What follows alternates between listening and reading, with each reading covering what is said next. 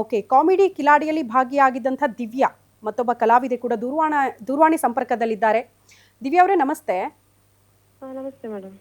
Mostly ಯಾರು ಕೂಡ ನಿರೀಕ್ಷೆ ಮಾಡಿರಲಿಲ್ಲ ರಾಕೇಶ್ ಪೂಜಾರಿ ಅವರ ಈ ಸಾವನ್ನ. ಎಷ್ಟು ಚಿಕ್ಕ ವಯಸ್ಸು, ಹೃದಯಾಘಾತದಿಂದ ಮೃತಪಡ್ತಾರೆ ಅಂದ್ರೆ ಮೋಸ್ಟ್ಲಿ ಅರ್ಗಿಸ್ಕೊಳ್ಳೋದಕ್ಕೆ ಸಾಧ್ಯ ಇಲ್ಲ ಈ ಕ್ಷಣಕ್ಕೆ ಅಂತ. ಹೌದು ಮೇಡಮ್. ಅದು ತುಂಬಾ ಸ್ನೇಹಜೀವಿ ಮೇಡಮ್. ಅವನು ಎಲ್ಲರನ್ನು ಪ್ರೀತಿಸುವಂತ ಹುಡುಗ. ಕೇವಲ ಒಳ್ಳೆ ಕಲಾವಿದ ಅಲ್ಲ, ಒಳ್ಳೆ ವ್ಯಕ್ತಿ ಅವನು. ಅದೇ ಒಂದು ಬೇಜಾರಷ್ಟೇ. ಯಾವಾಗ್ಲೂ ಲವಲವಿಕೆಲಿ, ಯಾವಾಗ್ಲೂ ನಗಿಸ್ತಾ ಎಲ್ಲರನ್ನೂ ಒಂಥರ ಅವನ ಕಡೆ ಅಟ್ರಾಕ್ಟ್ ಆಗೋ ತರ ಮಾಡ್ತಿದ್ದ. ಆ ವಾಕ್ಚಾತುರ್ಯ ಇರ್ಬೋದು, ಆ ನಗ್ಸೋ ರೀತಿ ಇರ್ಬೋದು, ಆಕ್ಟಿವ್ನೆಸ್ ಇರ್ಬೋದು. ಹಂಗಿದ್ದ ವ್ಯಕ್ತಿ ಈಗ ಇನ್ನಿಲ್ಲ ಅನ್ನೋದೇ ಒಂಥರ ಬೇಜಾರು. ದಿವ್ಯಾ ಅವರೇ, ಕೊನೆದಾಗಿ ಯಾವಾಗ ಮಾತಾಡಿದ್ರಿ? ಆರಾಮಾಗಿದ್ರ? ಅವ್ರಿಗೆ ಏನಾದ್ರೂ ಆರೋಗ್ಯ ಸಮಸ್ಯೆ ಇತ್ತಾ? ಹೇಗಿರ್ತಿದ್ರು ಸೆಟ್ಟಲ್ಲಿ? ಏನ್ ನೆನ್ಪು ಮಾಡ್ಕೊಳಕ್ ಇಷ್ಟಪಡ್ತೀರಿ? ಅವನು ತುಂಬಾ ಜಾಯಲ್ ವ್ಯಕ್ತಿ. ನಾನು ಹೇಳಿದ್ನಲ್ಲ, ಅವನ ವಾತಾವರಣನೇ ತುಂಬಾ ಆರೋಗ್ಯವಾಗಿ ಇಟ್ಕೊಳ್ಳುವಂತ ವ್ಯಕ್ತಿ ಅವನು.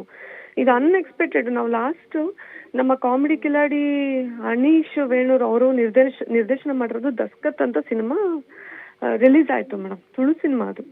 ಸೊ ಅದನ್ನ ನೋಡೋದಕ್ಕೆ ನಾನು ಜಿಜಿ ಅವರು ನಮ್ಮ ಮಗುನು ಕರ್ಕೊಂಡು ಹೋಗಿದ್ವಿ.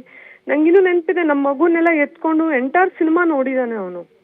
ಪಕ್ಕದಲ್ಲೇ ಕುತ್ಕೊಂಡು ರೇಗಿಸ್ಕೊಂಡು, ಮಿಂಚು ಅವರಿದ್ರು, ನಾನು ಇದ್ದೆ, ಜಿಜಿ ಅವರಿದ್ರು, ರೇಗಿಸ್ಕೊಂಡು ತಮಾಷೆ ಮಾಡ್ಕೊಂಡು ಇದ್ದಿದ್ದು.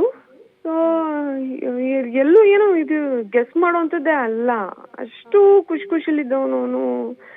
ಈಗ ಸಡನ್ ಬೆಳಗ್ಗೆ ನ್ಯೂಸ್ ಕೇಳಿದಾಗ ಎಲ್ಲೋ ಒಂದಕ್ಕೆ ಏನೋ ಫೇಕ್ ನ್ಯೂಸ್ ಇರ್ಬೋದೇನೋ ನಂಗೆ ಅನಿಸ್ತಿತ್ತು. ಬಟ್ ಅದು ಅನ್ಫಾರ್ಚುನೇಟ್. ಅಂಡ್ ಇದೇನಾಗ್ತಾ ಇದೆ ಅಂದ್ರೆ, ಬಹುಶಃ ಕಲಾವಿದ್ರ ಜೀವನ ಹೇಗೆ ಅಂದ್ರೆ, ತೆರೆ ಮೇಲೆ ಬಹಳ ಚೆನ್ನಾಗಿ ಕಾಣಿಸ್ತೀವಿ ನಾವು, ಬಹಳ ಸುಂದರವಾಗಿರ್ತೀವಿ, ನಗಿಸ್ತೀವಿ. ತೆರೆ ಹಿಂದೆ ನಾವು ಪಡೋ ಕಷ್ಟಗಳು ಜನಕ್ಕೆ ಗೊತ್ತಾಗೋದಿಲ್ಲ.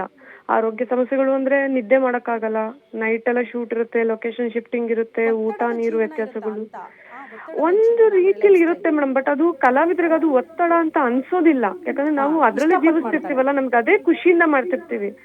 ಈಗ ನಮ್ಗೆ ಎಷ್ಟೋ ಸರಿ ಬ್ರೇಕ್ ಕೊಟ್ಟಿದ್ರು ಕೂಡ ಆ ಟೈಮಲ್ಲಿ ತಿಂದಿರೋದು ಇದೆ.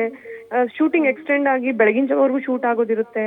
ನಾವು ಅದನ್ನ ಖುಷಿ ಪಡೋದ್ರಿಂದ, ಇಷ್ಟ ಪಡೋದ್ರಿಂದ ನಮ್ಗೆ ಈ ಹಸಿವು ನಿದ್ದೆ ಬಗ್ಗೆ ಅಷ್ಟು ಗಮನ ಹರ್ಸಲ್ಲ ನಾವು.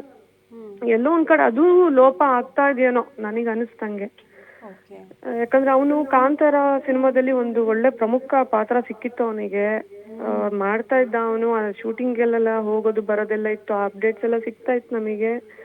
ಒಂದು ಖುಷಿಲಿದ್ದ ಅವನು. ಆ ಸಿನಿಮಾ ಬಂದ್ರೆ ಒಂದು ಬ್ರೇಕ್ ಸಿಗ್ಬೋದು ಅನ್ನೋದಿತ್ತು. ತುಂಬಾ ಶ್ರಮ ವಹಿಸಿದ್ದ ಅವನು. ಅದೇ ಅನ್ಫಾರ್ಚುನೇಟ್ ಆಗಿ ಅಪ್ಪ. Okay okay Divya, guarantee news ಜೊತೆ ಮಾತನಾಡಿದ್ದಕ್ಕಾಗಿ ಧನ್ಯವಾದಗಳು ತಮಗೆ. ಹಾ ಮೇಡಮ್.